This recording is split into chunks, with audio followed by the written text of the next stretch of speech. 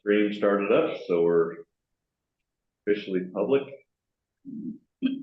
And then it usually starts playing the actual YouTube stream so that it echoes at us. So I'll try to get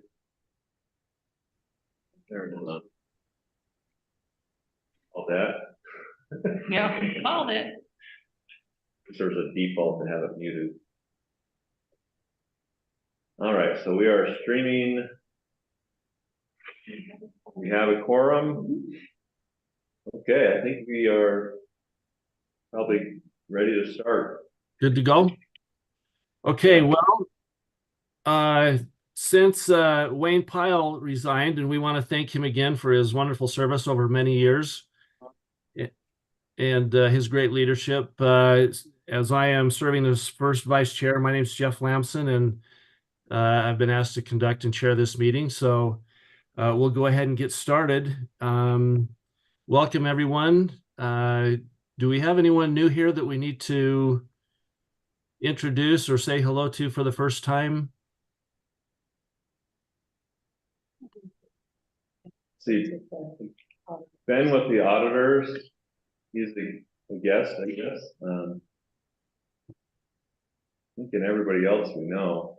Okay, I see a lot of familiar faces here. So, hey, Jeff, this is Derek with Brigham City. Hey, our Brigham City's new Utopia board member is going to actually be Mayor Bott. He's trying to get on right now, so he'll be joining shortly, but he'll be the voting member for Brigham City on Utopia on a go forward. Okay, awesome. Well, thank you for filling in for him, Derek, while he's doing that thing we all love to do and find our way onto a Zoom meeting. Thanks, Krista, for getting everything ready, getting the agenda prepared for this morning. Yes, the first item of business is the approval of minutes from the December 11th meeting. Do we have a motion to approve the minutes? I move to approve the minutes from December 11th. This is Matt Dahl. I'll second that. Robin Meekum. Thank you, Matt and Robin. All in favor? Aye. Aye. Aye. Any opposed? Okay, hearing none. Okay, the next item is the financial audit for the fiscal year 2023. And we'll turn the time over to Jason Roberts, our Chief Financial Officer, and Kennington and Christensen. Thank you, Mr. Chair. I'll hurry and share my screen if Roger enables it. Oh, all right. Wish I could do that by default. All right, you should be good. Okay. Let's see here. Here we go.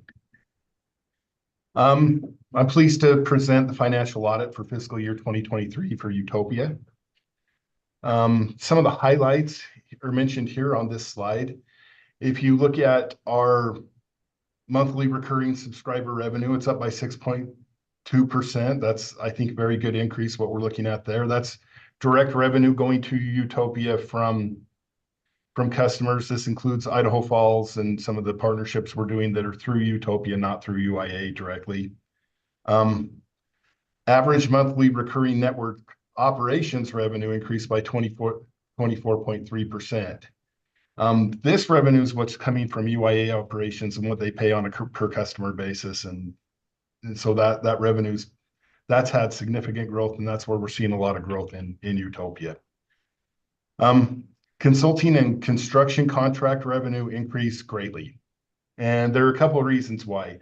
The first one is there was 4.3 million of this increase is due to an advance payment from Bountiful for the construction project we're doing there. These funds were spent prior to year end on inventory. So we actually bought inventory and just to get ready for this project prior to June 30th, 2023. So that's a good thing. There is a remaining amount of the increase that's in consulting and construction revenue. It's due to inventory sales to Idaho Falls and Yellowstone Fiber. We do have part of our inventory that we send up there, and when we do, we end up having to buy that inventory and then sell it again, and that shows up as revenue and expense to do both of those things. So it's grossing up the income statement there a little bit. And then if you look down, number of subscribers on the Utopia revenue or network increased by 14%. This doesn't include any customer increases at Idaho Falls, which is, if you look at some of Roger's charts at the end of this meeting, you'll see they're our third largest number of customers. That's not in these numbers. This is just customers that are directly on the network owned by Utopia and UIA that we're looking at here. Operating revenue increased by 42.3% for the reasons listed above, mostly consulting and construction contract revenue is most of what we have there.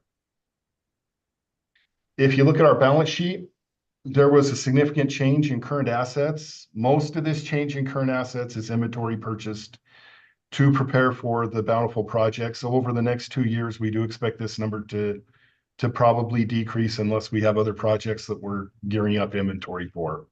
I would probably expect this to decrease.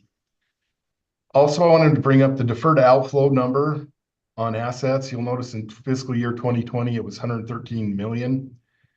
And fiscal year 2023, it's 41 million roughly. This was related to the swap contracts that we refinanced during fiscal year 2023.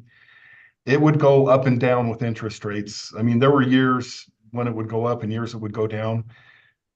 Now that we've done the refinance, we should see that $41 million number consistently decrease by roughly the same amount, I would think, over the life of the remaining debt that we have on our books that was refinanced. So I think that's a good thing. That'll quit, for me at least, it's good for me, that'll quit fluctuating so much.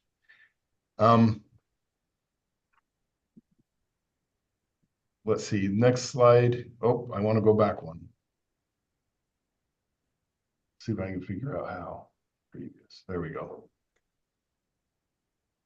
Here's our statement of revenues, expenses, and changes in net position. On here, some of the biggest changes we're going to see is we've already talked about revenues and how revenues have increased and why they increased. Increased operating expense is primarily due for two factors. First, if you look at fiscal year 2022, there was some retirement calculations for OPEB and pensions that decreased our expenses shown in the prior year for about $2.3 million. That was a one-time thing. That decrease didn't show up in fiscal year 2023. And secondly, I said our revenue's higher because we're selling inventory we sold more inventory to Idaho Falls and Yellowstone Fiber. Well, our revenues increased, but our expense also increases for that. And that's about 1.5 million of the increase that we're looking in there. So the 1.5, we have increased revenue and increased expense for that. Non-operating revenues, if you look down below there, it went from 18,000 to 482,000. That's a significant increase. This is primarily due to higher interest income from higher interest rates. The interest rates went up steeply last year if you look at what went on. So that's primarily the increase there. And if you'll notice, there's also a $4 million distribution from UIA. The distributions that have been made in the past to member cities, they've primarily gone to pay for operational loans that were made in previous years to UIA. Now the distributions that are being made to cities are going against loans made against sales tax pledges in prior years or in the current year from member cities. So we have a $4 million distribution from UIA coming to Utopia in our numbers here. And that went out to the cities that's what happened with that. The last thing shown here is the cash flow stress case. And this is just kind of showing what's happening with yearly cash. And I have shown cash received from customers or users. I actually removed the contractual revenue from Bountiful just because that was a one-time payment we're not going to see again. That's not recurring revenue at all. And And our cash stress case is looking better, but some of this is due to increased revenue. And some of this is due to increased revenue from UIA and Idaho Falls, and this is stable revenue. And the remainder is from consulting and contract revenue. And this will fluctuate from year to year, and we can't necessarily, some years it'll be higher, some years it'll be lower.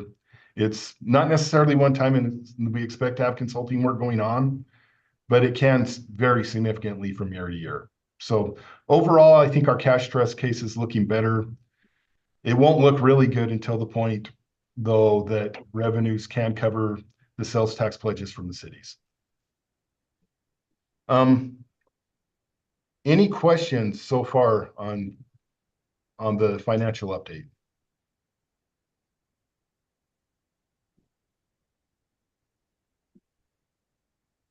If not, there is one finding that I do want to address that is going to be on the audit report from our auditors coming up just here in a minute. We did have a finding that back in June of 2022, there was a budget hearing that was posted with an incorrect amount of lead time on the post for the budgeted public hearing. Really, the long-term effects of this are nothing, because if nobody challenges a budget within 30 days, it's considered as having been posted correctly. But we have gone through and changed our procedures to make sure that we have multiple sets of eyes looking at this every time, and develop some matrix for the people that look at our budget, our public hearing postings, to make sure that they're done okay. Our auditors will bring that up as they go through, but I just wanted to make sure you had management's response to the finding that they had quickly from me. And if that's all from the board for me, we can turn the time over to our auditors. I think we have Ben Bailey from Keddington and Christensen on the line with us also.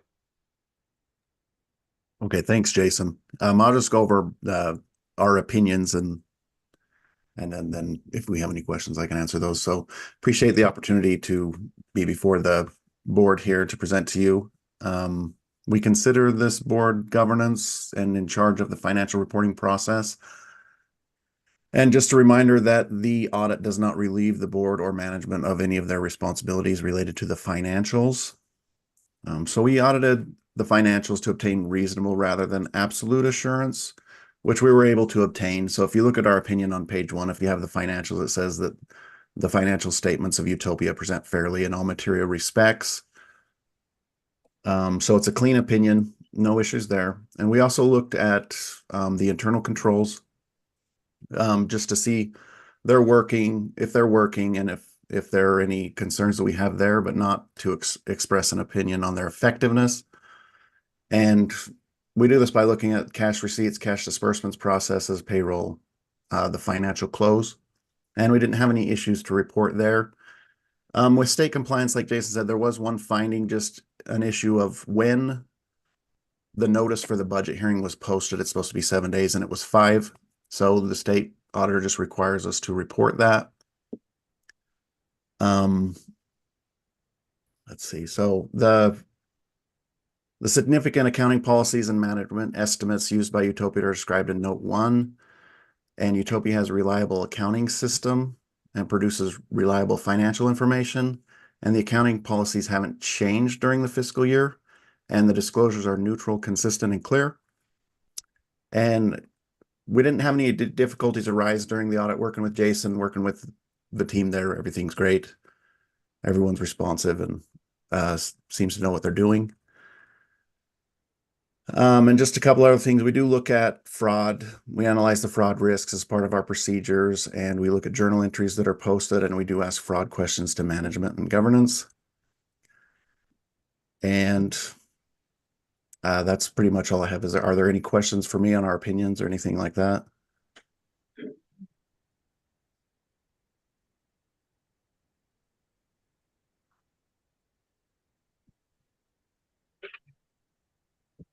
Okay, well, thanks for the opportunity to present, and thanks for thanks for having us here. Jeff, I don't think you're on, I think you're on mute. Thank you. Yes. Yeah, as I was saying, Ben, thank you so much for your work and your report. We appreciate that. And Jason, also thank you for your excellent work and presentation this morning. And thank you for the verification of new processes in place so that the finding noted won't be an issue in the future. Thank you very much. Okay, well, we will move on now to the next item on the agenda, the election of Utopia board officers. My understanding is that we need to elect a chairman, a first vice chair, second vice chair, and third vice chair. So, And a fourth. and a fourth vice chair.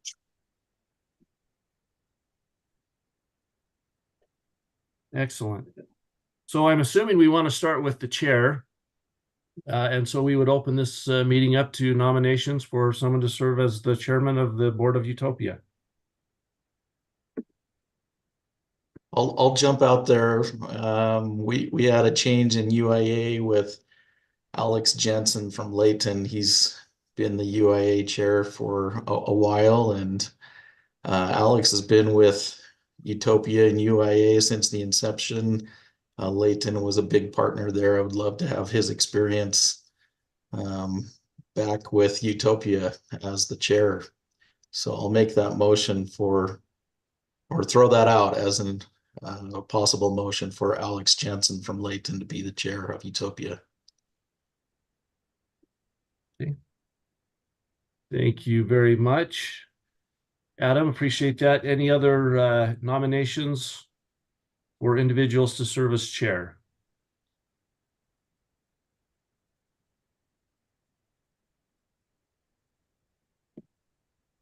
Alex, are you okay with that?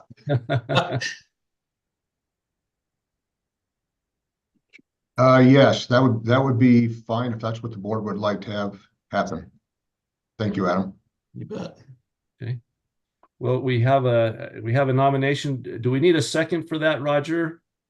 Or do we just vote? Needs to be seconded. Okay, do we have a second? I'll second that. Matt Dahl, Midvale. Okay. And Krista, do we need to do a roll call vote, or do we just do a all in favor? We can do. Okay. Kobe Wilson, Aye. Jeff Lanson, Aye. Adam Kelly, Aye. Matt Dahl, Yes. Bart Christensen, Aye. Mayor Bott, Aye. Doug Hill, Aye. Robin Meekum, Aye. Alex Jensen, Aye. Jason Sant, Yes. Bob Barnhill. Yes. That's unanimous. Okay. Well, it looks like we have a new chair, Alex Jensen. Congratulations. Now we will open it up to nominations for first vice chair.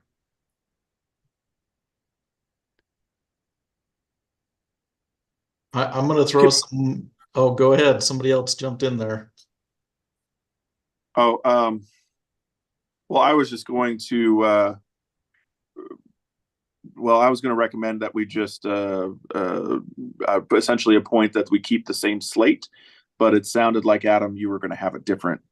I am really close, Matt, and so I was going to recommend Jeff, if you're willing to continue on. Are you able to? I know sometimes you're not able to attend sometimes, but yeah, we've had my wife's had some health issues that have made it a little challenging, but we're coming to the end of that, hopefully. So, and you've been great to fill in. I was thinking that we could have you serve as first vice chair, if you would. This is payment back for me nominating Alex. So oh, I'm happy to do that. So okay, well, I would make that nomination for Adam Kelly to serve as first vice chair.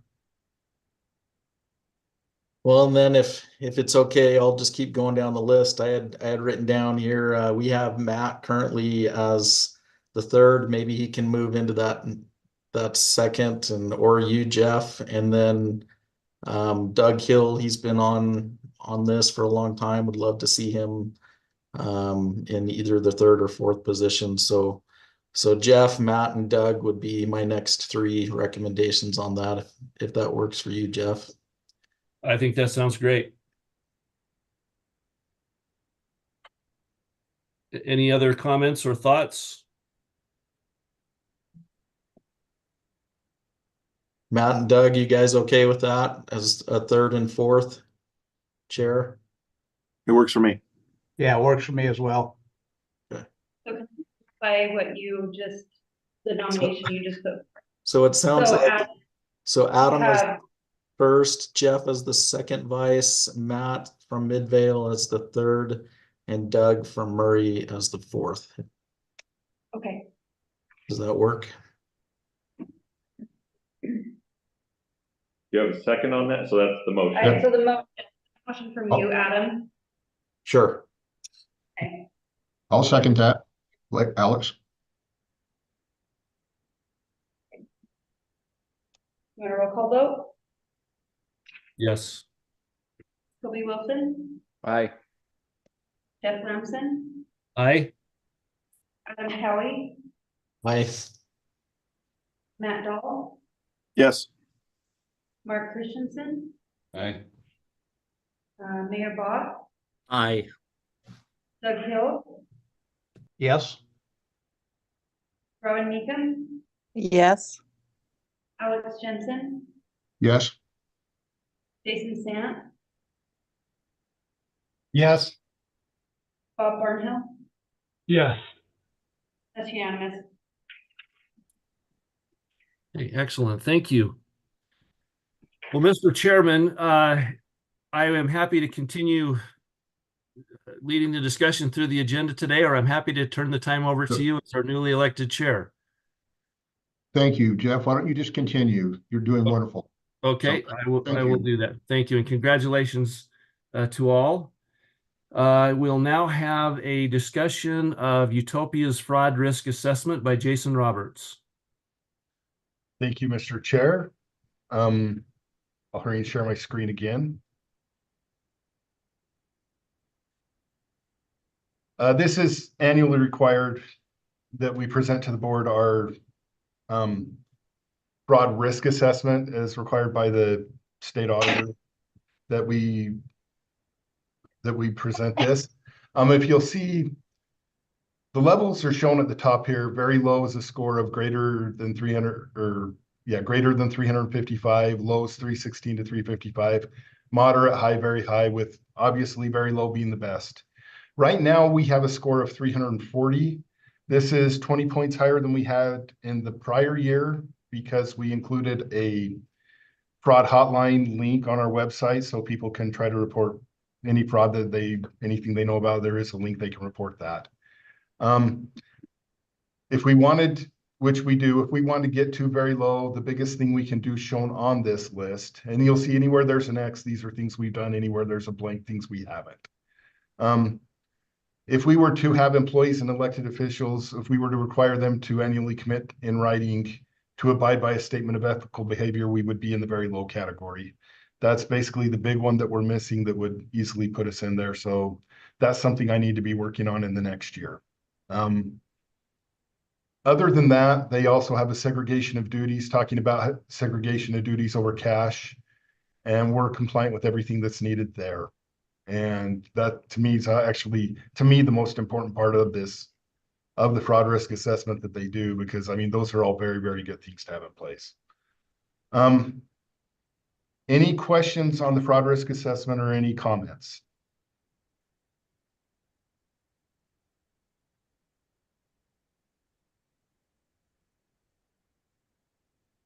If not, that's my presentation. Sorry, I might have heard somebody.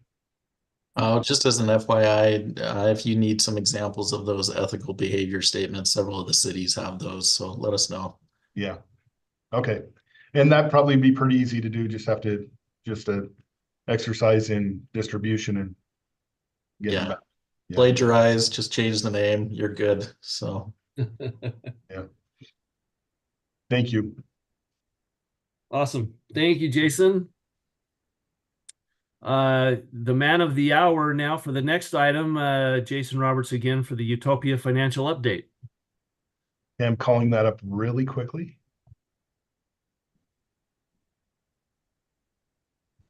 And sizing it. There we go.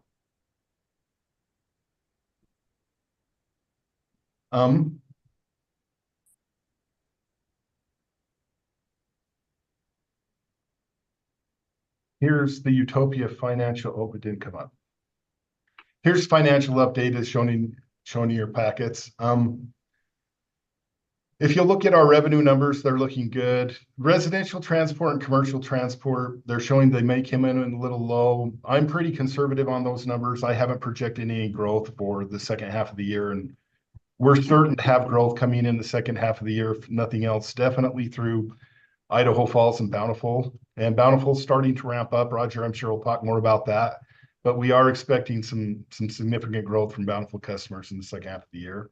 And Idaho Falls is moving at a pretty good play. I think we'll come in very close to budget if you look at those residential and commercial transport lines on the first two lines. Network operations from UIA, we probably will come in higher than budgeted. I'm not sure if we'll come in the full 659,000 higher than budget, but I think we will come in higher than budget looking at that. If you look at our expenses, you can see we're projecting to come in significantly under on payroll. We were projecting to come in under on marketing, but I've actually found out that some of our marketing expense that should be coming to Utopia has been recorded through UIA, so I'm going to have to do an adjustment, and we'll have more marketing coming through on the Utopia side here quickly. The big one to note here is network operating expenses much higher than budgeted. This is due to two factors. First, we have been seeing more damage to our system, primarily because of construction than we've seen in prior years. We've seen this up and down over time. This seems to be like a year we're getting hit pretty hard. Secondly, we are seeing that the cost of construction, the cost of fixing things has gone up significantly with inflation over the last couple of years. And part of this has been construction. We think that's the major part, is the construction cost of having people go out and do the work. And the other part is materials. We've seen both go up, but we think the majority of what we're seeing here is the construction cost of paying for the construction. I'm sure that's fairly similar from what you've seen in your cities on any projects that you guys have been seeing going over there, but we are seeing that inflation is affecting us on our operational costs, especially on the Utopia side. The more major concern that I see coming through this, and it's due to the Bountiful project. If you'll notice, there's down here in the bottom, there's numbers showing how much revenue we've collected and how much money we've spent on the project. This is definitely a timing issue. We're not worried about the timing issue, but we're needing to go through our billing process and see if we can accelerate our billing to Bountiful for the construction that we're doing. We're thinking part of this has to do with how we do our billing, putting this through GIS. Before we bill Bountiful, we actually show them on a GIS file everything that's been put into place. If we want to hit our budgeted numbers for year end, we're going to need to accelerate our billing for Bountiful, and we're anticipating doing that. We're in the process of doing it right now.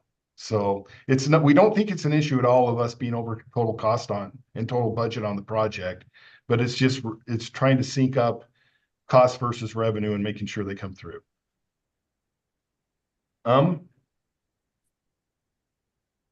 Any questions on the financial update so far from the board?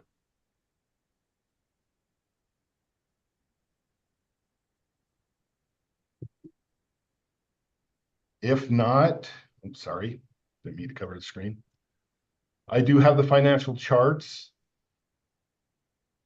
that I'd like to show really quickly here that show our revenue and what's happening with revenue. Looking at the first chart that I show here, the bottom line, the blue line is Utopia revenue, which we do see gradually increasing over time. We're hoping to accelerate this a little bit. But still we've seen growth in Utopia, and that's definitely what we want. The red line is UIA. We're seeing more significant growth in revenue at UIA. And this is only, by the way, showing one-time revenues and direct revenues. So even though this is showing UIA's revenues are high, there's an expense line that goes to Utopia that's not shown here. So Utopia's revenues are overall increasing more than this. But I didn't want to double count revenue that's just coming from UIA to Utopia. This is actual only total revenue coming in the organization. And if you'll look, we had a little bit of a dip, and this was a billing dip to a major customer in October and November. But the December line's the last one shown here. That's actually where our revenue is, and we've crossed the $4 million mark for Utopia and UIA put together, which is fantastic. We're really excited about that. Second chart I have here, this is UIA, but it's of interest to the Utopia board, so we always show this. The top line you'll see here is the total of all bonds, including the bond that we issued in fiscal year 2023. That's how much the total payments are. The top blue line is the total revenue at UIA to cover those payments. And once again, UIA revenue growth is looking very good, and all our operational numbers are looking very good that way. So we're excited about that. Any other questions about our financial update? That's all I have.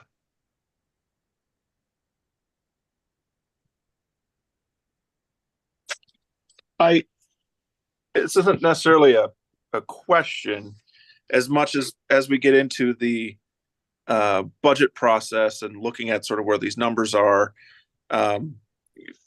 Clearly, I mean, everything's seems to be going in the right direction. Very glad about that. I just want to put out sort of a heads up again that it'll be a continued interest on Midvale's part, on my part, to make sure that the amount that is, I forget the term, rebated back, given back to the cities, for those that are have contributed in the past for the debt service, that amount definitely doesn't go down and preferably would continue to increase. And it looks like with the revenue that we're seeing, that's something that seems like that should be able to happen. It's something we're planning for, definitely. I will say that if you look at fiscal year 2024, 2025, and 2026, we have, the one thing you can't see here is a lot of our bond payments we put 3 years of capitalized interest into. In fiscal years 24 through 26, most of those payments are coming due, and we're averaging $4 million a year in additional debt payment that we need to make. And so that's a significant number that we need to plan for. Luckily, if you look like fiscal year 2024, we're going to have $6 or $7 million of additional revenue to cover that. And so that allows us to do everything we're talking about, assuming we get our billing fixed for Bountiful, because that is causing a cash issue. But that's something we're working on. We're anticipating we can do better with that. So that's on our mind, something we think about, something we talk about a lot. So, yeah. Okay. Okay. Thank you. Yeah. Thank you, Matt. That's a great point, and I think something that we're all very interested in, and appreciate you bringing that question forward. And thank you, Jason, once again. Any other comments or questions on the financial update? Okay, we will. Was there a comment?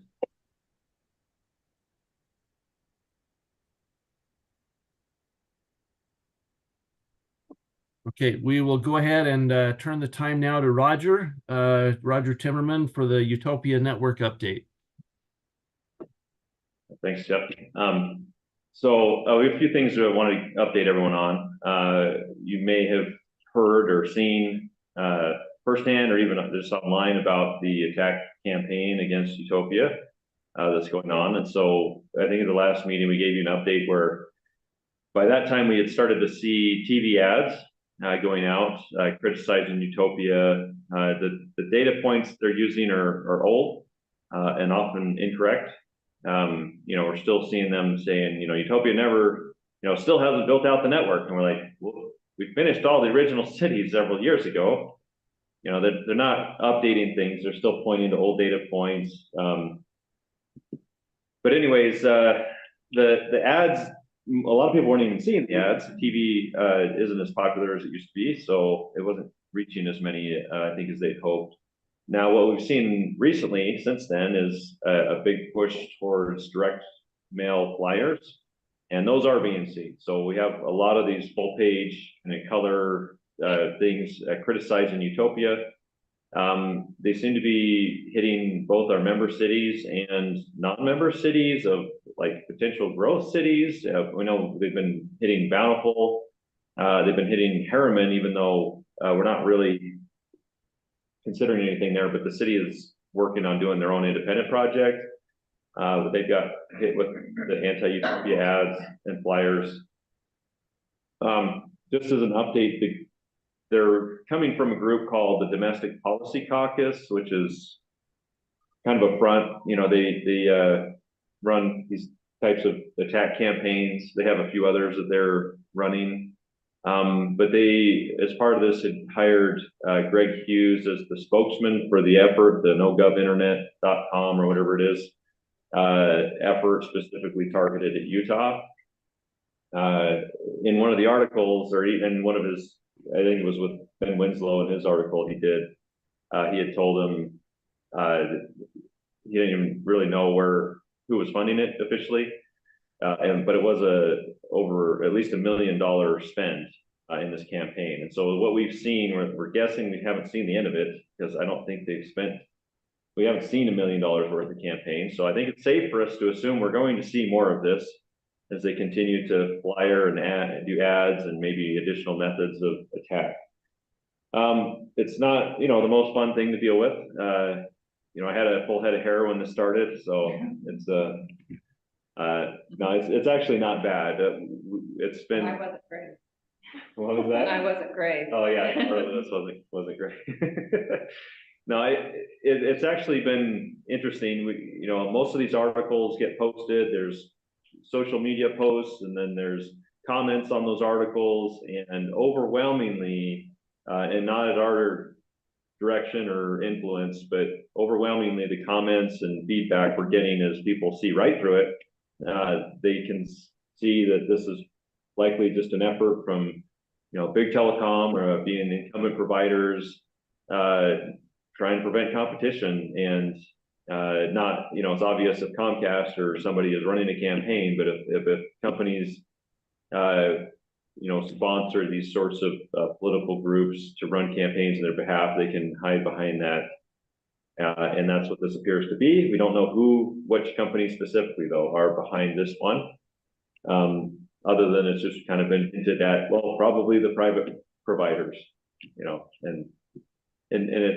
that's a vague statement because we work closely with private providers, but we work with the local providers who use us as their infrastructure, not the big telecom providers who don't like us much because we introduce competition to these markets. So we don't really see a negative impact. We look at it and we say, well, there's not a vote, there's not a thing to happen to stop us or harm us that this would trigger. So it doesn't seem effective. Other than maybe, I think their hope is just to dissuade additional cities from coming to us and looking to partner with us. Our subscriber numbers are fantastic. This was really the best year we've ever had. We look at just net growth of customers across all of our systems, and we were just shy of 10,000 net growth customers, which was fantastic. We have a total of 62,000, so that's a huge bump this last year. And obviously, the revenue numbers Jason shared both with Utopia and UIA reflect that growth. We continue to have the best feeds and things. I mean, some of these ads we kind of laugh at because it's like, oh, you don't, it's very conspiratorial, right? It's government, they might do some things. They might limit and rate limit and manipulate your traffic. And we're over here like, we're the least limited. We have the fastest speeds. It's all unlimited. There's no prioritization or throttling or any of that stuff. You know, so the very things that they're trying to create fear about what we do are the things that those companies do and that we don't do. So it's very misleading, ingenuous, and they just, you know, and they don't care, right? It's just slander, and they're just throwing it out there and they don't care. So we're keeping an eye on it.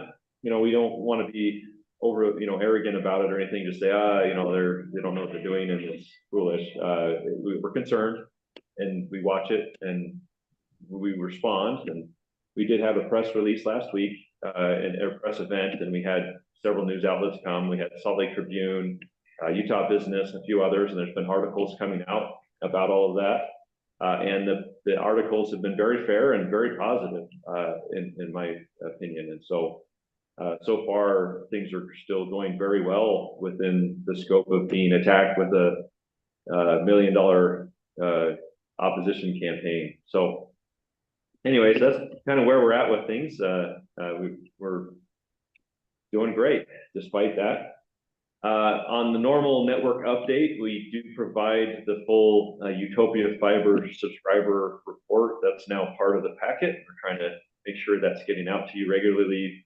We'll email that out on off months where we don't have a meeting, but in the months where we have a meeting, it's just right there in the packet. And just a few items of note, we're starting to see some customers coming on to the Bountiful system. We're starting to see customers, but we will see customers soon on West Haven. So West Haven is nearing completion on the construction, but we have not released areas for installations yet. We've been held up by a couple of BLM permits. We've got a lot of canals in that city, so it's been a little bit of an obstacle, but we're very close. And so that'll be a great place where we are going to expect customer growth.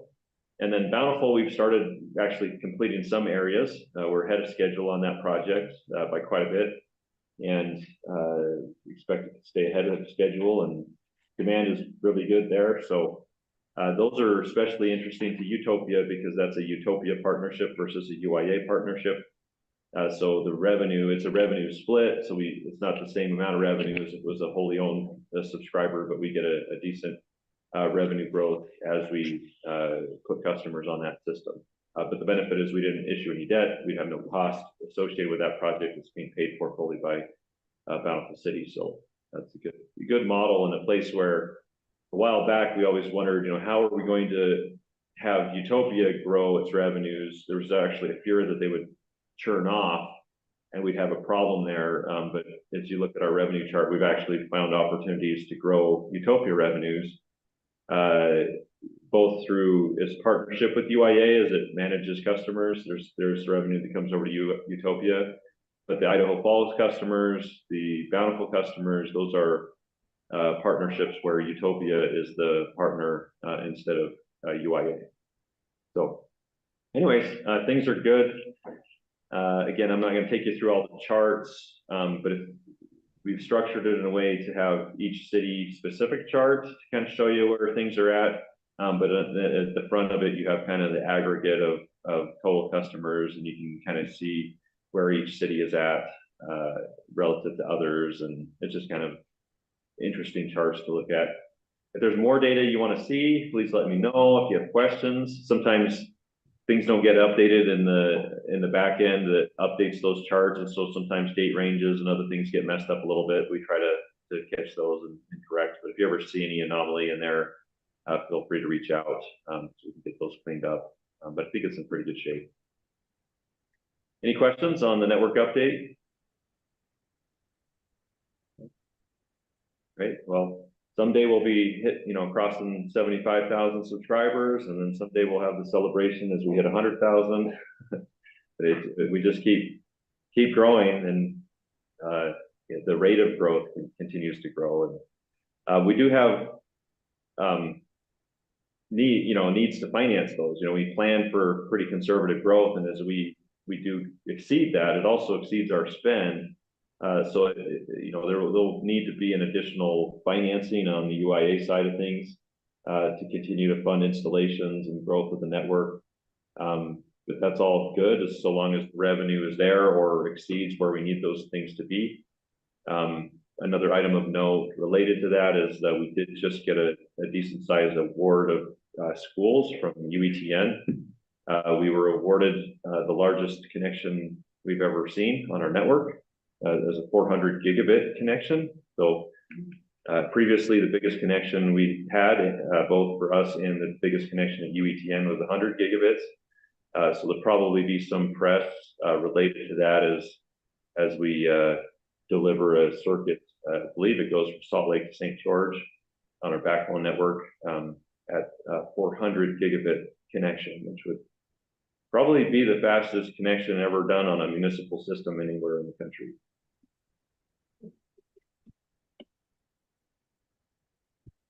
Excellent. School or school district, or I'm just curious. The question is if that benefits like one school or something. It's basically would be the backbone for northern schools to southern schools. So it's not for any one, it's kind of the aggregation of the schools. We've been involved in their connection down to Las Vegas as well, and this is probably also used for that, which they use for Internet 2 connectivity, which is it's not really the same as the internet that goes everywhere, but there's a research-based network between universities and others they call Internet 2, and we were their backbone for connecting into that. So I would imagine they'll connect all the southern Utah area schools and aggregate those back to that connection that'll come out of St. George up to Salt Lake City to their data center, and that'll be the connection that we provide. Fortunately, we don't have to build anything. I mean, it's all the fiber's there. So we'll have some electronics and technology updates to meet that need, but it won't be a especially large capital project for us. Just some equipment. But good revenue. All right, anyways, that's all I've got. We love the good revenue. All right. Well, thank you, Roger. And again, thank you, Krista and staff, for you having everything ready for us for these meetings. We really appreciate that. And I think now we just need a motion to adjourn.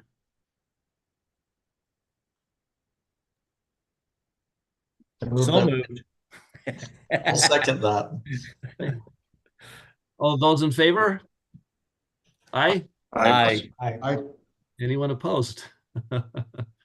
Awesome. Thank you, everyone. Have a wonderful week, and we will see you again soon.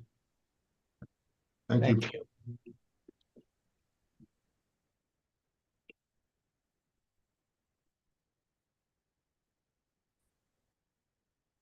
So I wasn't where I could see anybody on screen when you talked about a rate increase. Did anybody look shocked? Or I didn't hear any like audible gasps or oh no, or